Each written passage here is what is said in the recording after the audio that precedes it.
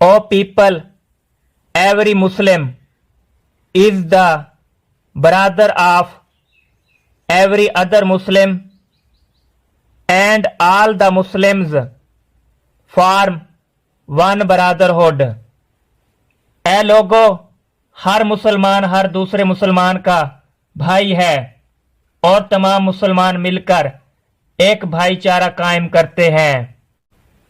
And your slaves see that you feed them with such food as you eat yourselves, and clothe them with the clothes that you yourselves wear.